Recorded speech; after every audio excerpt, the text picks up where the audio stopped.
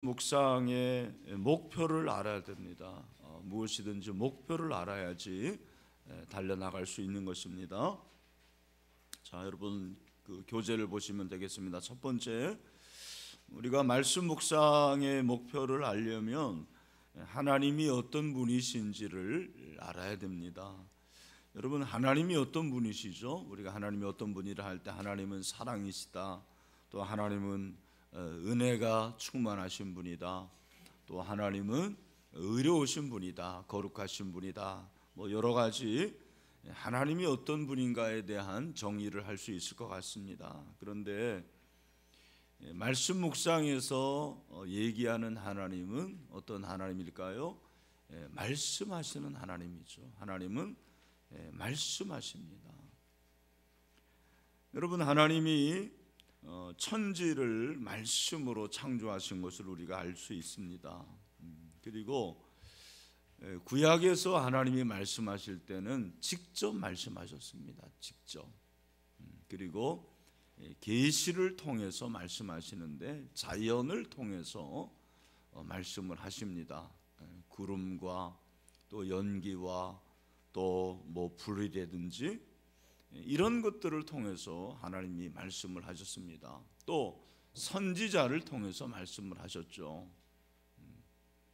그래서 선지자는 하나님의 말씀과 동등한 사람이에요. 그죠? 이 나비라는 이 히브리어는 하나님의 말씀과 같다, 그런 뜻입니다. 근데 예수님이 오셔서는 하나님께서 누구를 통해서 말씀하십니까? 예수 그리스도를 통해서 말씀을 하시는 거죠. 그래서 예수님이 항상 말씀을 하셨어요. 그 말씀하시는 예수님. 그리고 예수님이 이제 승천하시고 성령을 보내주시고, 그리고 복음서 기자들이 또 사도 바울이 서신서를 통해서 또 공동서신을 통해서 우리에게 지금 말씀하시는 것은 무엇을 통해서 말씀하십니까? 성경을 통해서 말씀을 하시는 것입니다. 하나님은 자신을 계시하시는데 지금도 물론 자연을 통해서 자연 계시로 말씀하시기도 하지만 하나님 말씀하시는 것은 특별한 계시, 그것이 바로 성경이라는 것입니다. 성경을 통해서 우리에게 말씀을 하십니다. 그러면 말씀 묵상의 목표가 무엇이겠습니까? 말씀을 통해서 우리가 하나님의 음성을 듣는 것이 말씀 묵상의 목표예요. 그러니까 그런 커다란 목표를 가지고 우리가 이제 목표가 무엇인가 몇 가지로 좀 나눠서 오늘 살펴보려고 합니다. 첫 번째, 말씀 묵상의 목표는 예수님의 모습을 닮아가는 것, 그것이 말씀 묵상의 목표입니다. 우리 로마서 8장 29절 말씀을 우리 다 같이 읽어보겠습니다. 시작. 하나님이 미리 아신 자들을 또한 그 아들의 형상을 본받게 하기 위하여 미리 정하셨으니 이는 그로 많은 형제 중에서 맏아들이 되게 하려 하심이니라. 아멘. 그러니까 하나님은 우리가 그 하나님의 아들의 형상을 본받게 하기를 원한 거예요. 그죠? 본받는 걸 원하십니다. 우리가 예수님의 모습을 닮아가는 것이 말씀 묵상의 목표입니다.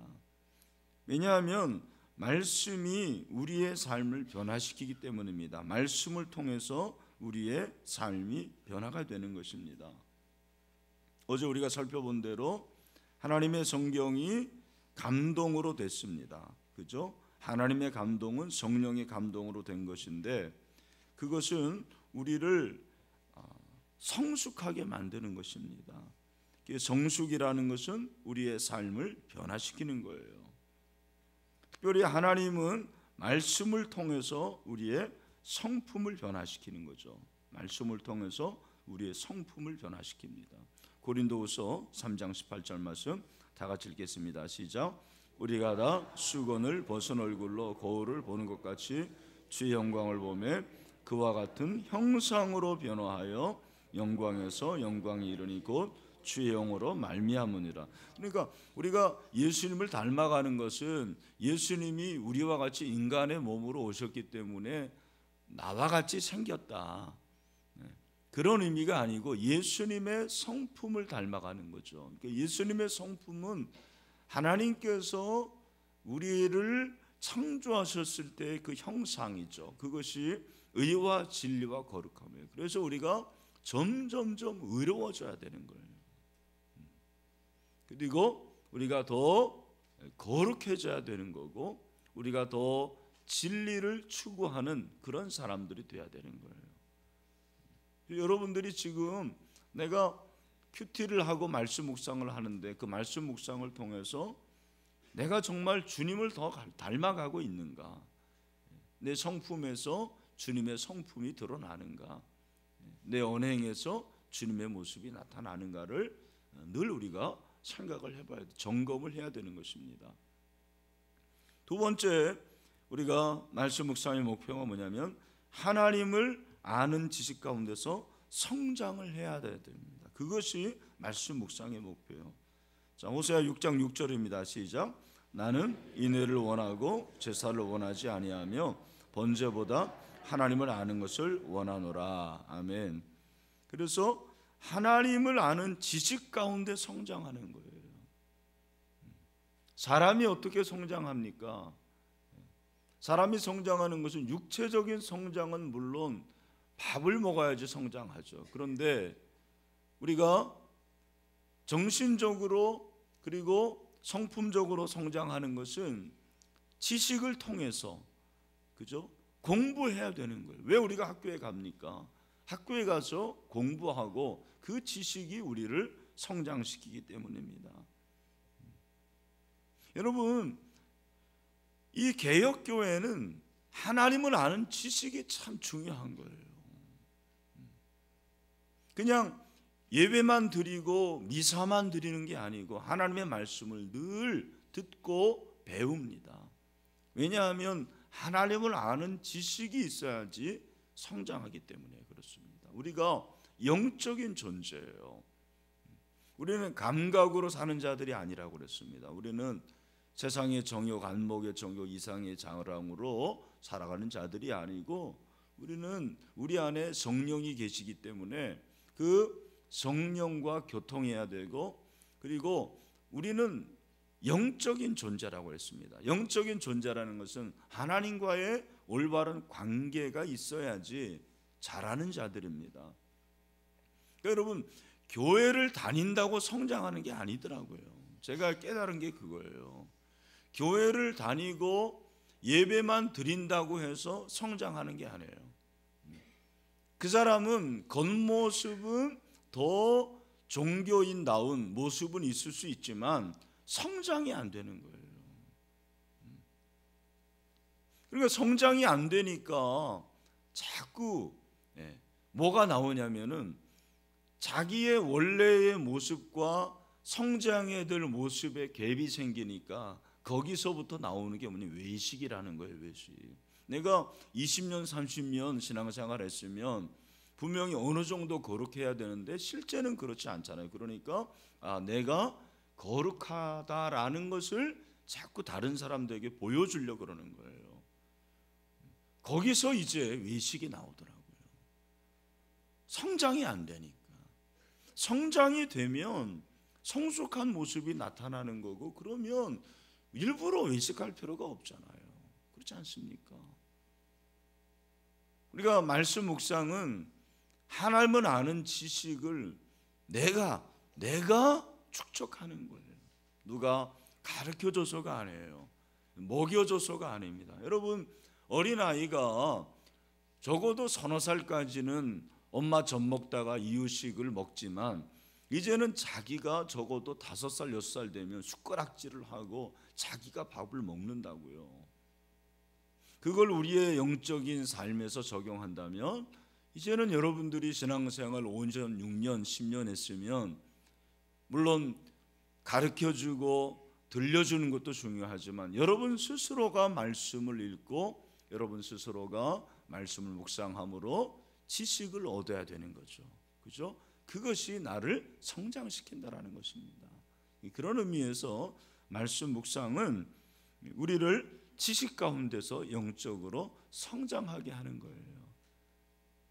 여러분들이 그런 영적인 성장이 있게 되기를 주님의 이름으로 축원합니다. 세 번째는 말씀 묵상의 목표는 지식 증가에 있는 것이 아니라 삶의 변화에 있습니다. 그러니까 이제 2번으로만 맞추는 사람들이 있습니다. 그래서 성장이 되는데 성장을 왜 하냐면 변화가 되려고 그러는 거예요. 삶의 변화를 위해서 우리가 영적으로 성장을 하는 것입니다. 너희는 이 세대를 본받지 말고 오직 마음을 새롭게 함으로 변화를 받아. 여러분, 내가 변화하는 게 아니에요. 변화를 받는 거죠. 말씀으로 우리는 변화를 받는 것입니다. 그러니까 우리는 막 내가 어떻게 하려고 하는데 자꾸 내가 하려고 하는 게 그게 율법이라니까요. 복음이라는 것은 말씀을 통해서 그 말씀이 하신 것을 내가 알고 그렇게 내가 그냥 해보면 되는 거거든요. 참 여기서 갭이 생깁니다.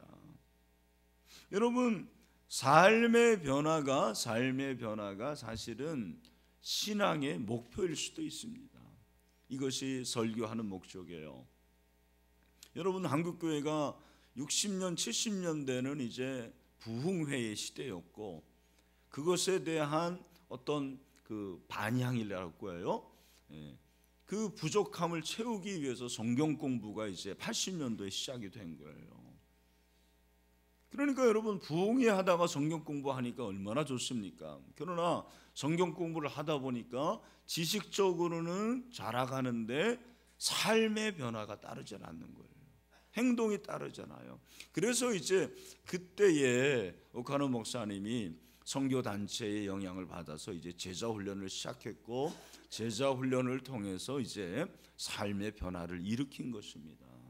그런데 제자 훈련을 받아도 한계가 뭐냐면 그냥 책상에서 큐티하고 책상에서 말씀을 배우는데 그 말씀이 우리의 삶의 전체적인 부분에서 변화를 일으키는 것이 적은 부분들이 없지 않아 있다라는 것입니다.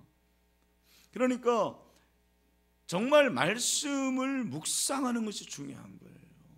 내가 말씀을 묵상하면 그 묵상을 통해서 적용까지 가고 그 말씀으로 내가 순종해 보는 거거든요.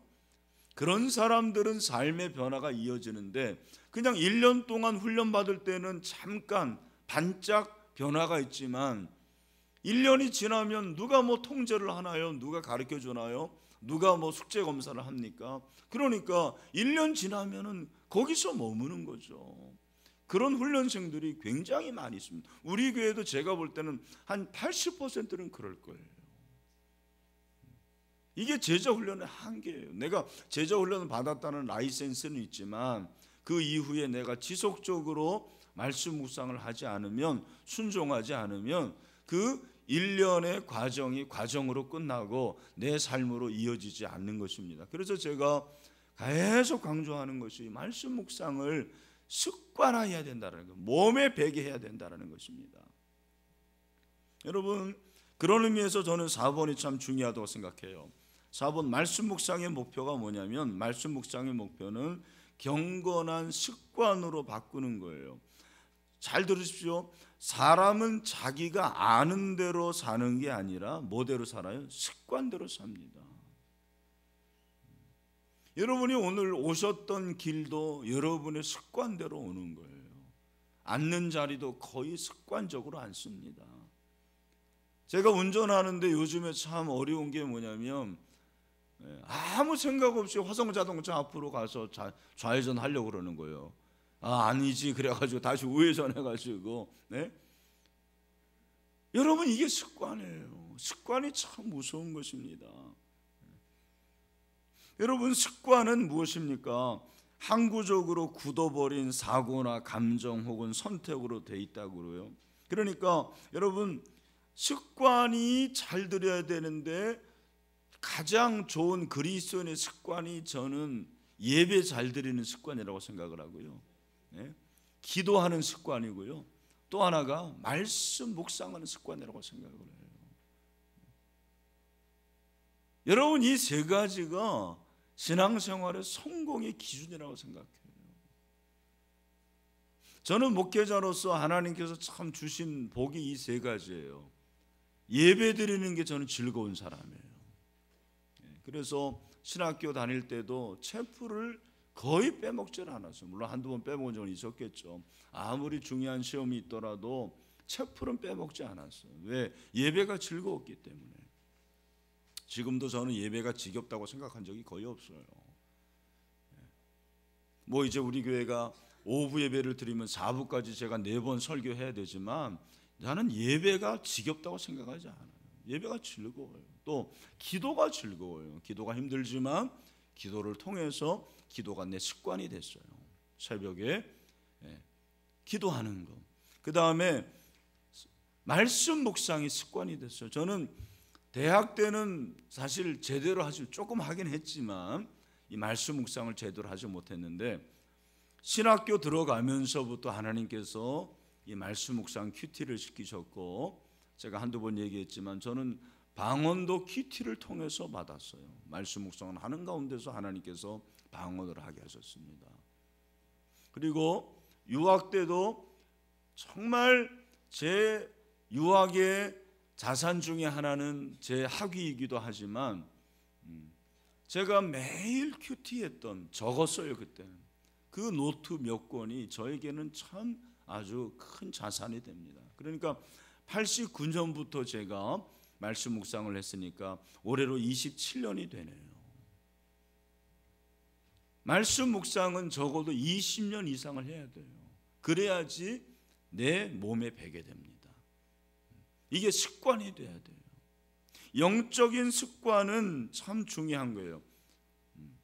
그래서 생각을 심으면 행동을 거두고, 행동을 뿌리면 습관을 거두고, 습관을 뿌리면 성품을 거두고, 성품을 심으면 운명을 거두는 거예요. 그러니까 사람이 언제 변화되냐면 습관을 바꿀 때 변화가 되는 거예요. 그러니까 여러분들이 이제 하루의 습관이 있잖아요. 그 하루의 습관을 어떻게 내가 길들이냐가 참 중요한 거예요. 내 하루의 습관을 어떻게 길들이냐. 그래서 여러분들이 새벽 기도하는 습관, 성경을 읽는 습관, 성경을 묵상하는 습관, 감사일기를 쓰는 습관, 습관이 많을수록 좋은 거예요. 좋은 습관을, 나쁜 습관 말고. 그러니까 그 좋은 습관을 내가 자꾸 길들이면서 내가 경건한 사람으로 가는 거예요. 여러분, 경건이 자연히 이루어지지 않습니다. 경건이라는 것은 디서플린을 통해서, 훈련을 통해서 되는 거예요. 자연적으로 되면 얼마나 좋겠습니까? 그러면 정말 좋을 것 같아요. 그게 아니에요. 경건이라는 것은 끊임없는 훈련이에요. 끊임없는 훈련을 통해서 습관이 돼야 돼요. 여러분, 말씀 묵상을 습관으로 하셔야 돼요. 밥 먹는 것이 습관이에요. 사실은 자는 게 습관입니다. 양치질하는 거 습관이에요. 세수하는 거 습관입니다. 그 습관을 길들여요. 습관은 자연이 되는 거예요. 오토매틱으로 되는 거예요. 제가 한번 얘기했잖아요. 언제 한번 세미나에 갔는데 저와 같은 방을 쓰는 그 목사님이었는데 코를 얼마나 골든지, 정말 제가 잠을 잘 자는 사람인데 너무 못 자겠더라고요. 근데 이분이 6시가 됐는데 벌떡 일어나더니요, 제일 먼저 책상에 의자에 앉아가지고 큐티를 하는 거예요. 자기는 실컷 자고서는. 제가 물어봤어요. 어떻게 그러냐니까, 이분이 네팔 선교사였는데 그 네팔에 가서 자기가 영적으로 살아남을 수 있는 한 가지가 큐티밖에 없었대요. 그 당시에는 오늘날처럼 이렇게 뭐 인터넷이 발달한 것도 아니고 매일 했다는 건 매일. 그래서 자기는 무조건 일어나면 큐티부터 한대요. 양치질도 안 하더라고요, 보니까. 제가 그때 놀랐어요. 내가 저 정도는 돼야 되는데. 그게 습관이었어요. 오토매틱. 자연적으로 되는 거. 근데 그것은 훈련을 통해서 되는 거예요. 여러분, 말씀 묵상이 여러분의 평생의 습관이 될 수 있게 되기를 주님의 이름으로 축원합니다. 그 다음에 내면 세계를 관리하는 것이 말씀 묵상의 목표예요. 하나님과 만날 내면을 만들어야 돼요. 여러분, 내가 바쁘다라는 것을 알 수 있는 그런 증거들이 있어요. 저 같은 경우는 내가 바쁜 걸 어떻게 하냐면 책상 정리가 안 돼요. 책상이 더러워져요. 그리고 자동차가 더러워집니다. 그럼 어떻게 해야 돼요? 책상을 시간을 내서 정리를 해야 돼요. 그죠? 그리고 자동차를 세척을 해야 돼요. 자동차 세차를 해야 됩니다. 마찬가지입니다. 내가 바쁘면 하나님의 말씀을 묵상할 시간이 없어요. 내가 지금 말씀 묵상을 안 하는구나. 그건 내가 바쁘다라는 거예요. 바쁘다라는 것은 말씀 묵상을 안 하는 것입니다. 여러분, 말씀 묵상이라는 것이 왜 중요하냐면 내면 세계를 깨끗하게 정리하는 시간이에요. 우리가 하루를 살면서도 여러분, 세상에서 얼마나 우리의 영혼이 더러워집니까? 그 영혼이 더러워진 것을 말씀 묵상을 통해서 깨끗하게 샤워를 해요. 깨끗하게 하는 것입니다. 영혼을 샤워하는 시간이죠. 영혼을 깨끗하게 하는 시간이에요. 그러니까 큐티를 하는 사람, 말씀 묵상을 하는 사람들은요, 죄를 덜 짓습니다. 정말 잘하는 사람들은 그럴 수밖에 없죠. 내면이 깨끗해지니까. 하나님의 관심은 겉이 아니라 우리의 내면이 있습니다. 사무엘상 16장 7절에 보니까 뭐라고 했습니까? 다 같이 시작. 여호와께서 사무엘에게 이르시되 그의 용모와 키를 보지 말라. 내가 이미 그를 버렸노라. 내가 보는 것은 사람과 같지 아니하니 사람은 외모를 보거니와 나 여호와는 뭐를 본대요? 중심을 본다. 내면이죠. 그래서 내면 깊은 곳에 있는 영혼은 양식을 매일 먹어야 돼요. 우리의 내면이 양식을 먹어야 돼요. 사람은 떡으로 사는 게 아니에요. 하나님의 입으로부터 나오는 뭐로 사는 것이다? 말씀으로 사는 것이다. 그래서 마음의 정원을 가꾸는 것이 말씀 묵상이라는 거예요. 우리의 마음을 어떻게 지킵니까? 내가 마음을 지켜야 되겠다. 유혹을 내가 이겨야 되겠다. 내가 욕심을 이겨야 되겠다. 그래가지고 되는 게 아니에요. 말씀 묵상하면 말씀 묵상이 내 마음을 지키게 하는 힘이 돼요. 여러분, 그걸 많이 체험했을 거예요. 그래서 아무리 외부적인 유혹이 오더라도 그 외부적인 유혹보다 내 내면의 힘이 세면 되거든요. 그렇죠? 외부적인 유혹보다 내 내면의 힘이 약하면 외부적인 힘에 의해서 내가 지배를 받고 지는 거예요. 그러나 외부적인 어떠한 유혹의 힘보다 내 내면의 힘이 세면 얼마든지 이길 수 있는 거거든요. 그게 말씀 묵상의 힘이에요. 여러분들이 설교 한번 들어서 그렇게 살 수 있으면 좋지만 우리는 그런 사람들이 아니라니까요. 지난번에 김만영 목사님 얘기하시잖아요. 들은 거 80% 이상을 2시간 내에 잊어버린다고. 여러분, 어제 제 설교 들었는데 설교 제목 기억나세요? 뭐죠? 그렇죠. 요번에는 지우니까 그렇지. 표어니까. 그러나 여러분, 송구영신 예배 때 설교 제목 기억나세요? 뭐죠? 예, 몇 명 있네. 대부분은 여기 이쪽 동네는 다 잊어버리잖아요. 예? 그게 우리예요. 근데 내가 하나님 말씀을 먹으면 내가 묵상한 그 말씀을 내가 기억을 한다고요. 그래서 그 말씀으로 내 마음을 지키는 거, 마음을 지키는 거. 그게 중요한 거예요. 여섯 번째, 이거 정말 중요한 건데 다 중요하지만 아침에 경험한 하나님의 말씀을 하루 종일 지속하는 것이 말씀 묵상의 목표입니다. 시편 119편 67절입니다. 다 같이 시작. 내가 주의 법을 어찌 그리 사랑하는지요. 내가 그것을 종일 작은 소리로 읊조리나이다. 그 작은 소리가 비둘기 소리라고 그랬잖아요. 구구처럼. 그래서 여러분들 성경을 읽을 때도 눈으로 읽지 말고 뭐로 읽으라?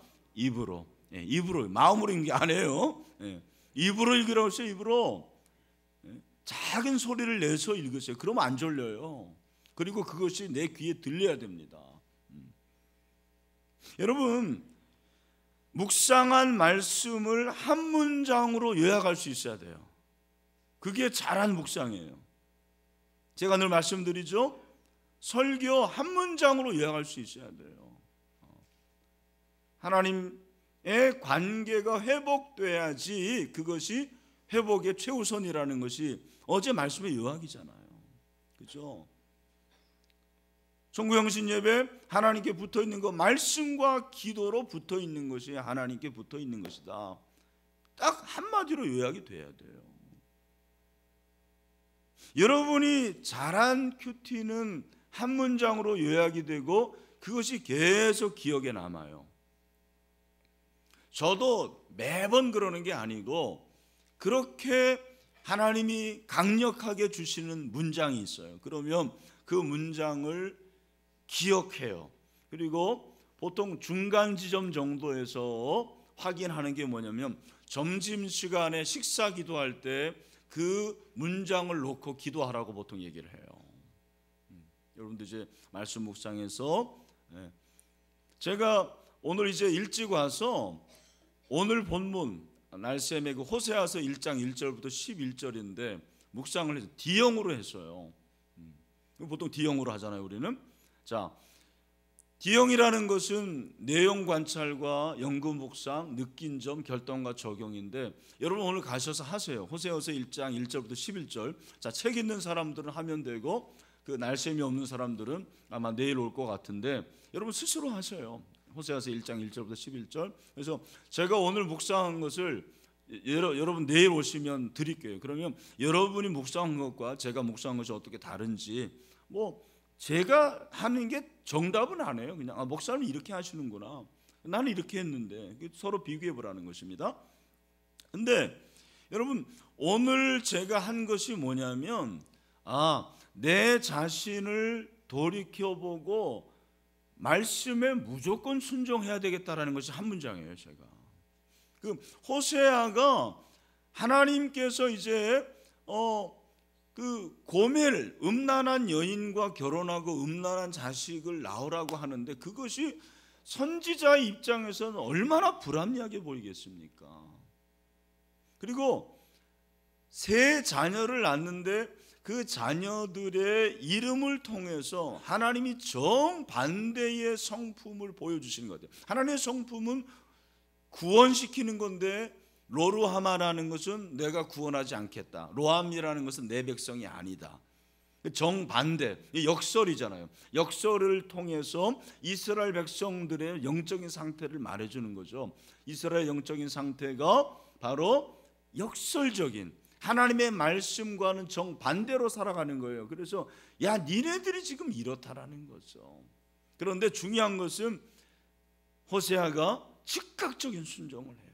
온전히 순종을 합니다. 제가 그걸 통해 가지고 야 내가 목사라면 그럴 수 있을까? 목사라면 밤무대에서 뛰는 호스티스와 결혼하고 그렇게 결혼해서 음란한 자식을 낳을 수가 있을 것인가? 그래서 제가 한 문장으로 내 자신을 돌이켜보고 불합리하게 보여도 순종하자. 그럼 내가 이 말씀 붙잡고 살아가는 거예요. 하루 종일 내 자신을 자꾸 돌아보게 되고 내가 순종해야 될 것이 무엇인지를 생각하고 그리고 그 순종을 하루 종일 그렇게 실천하는 것입니다. 그래서 그걸 점심 정도에 밥 먹을 때 한 문장을 놓고 기도하고 그리고 하루 종일 살고 그리고 이제 마지막에 자기 전에 내가 묵상한 말씀을 한번 돌이켜보는 거예요.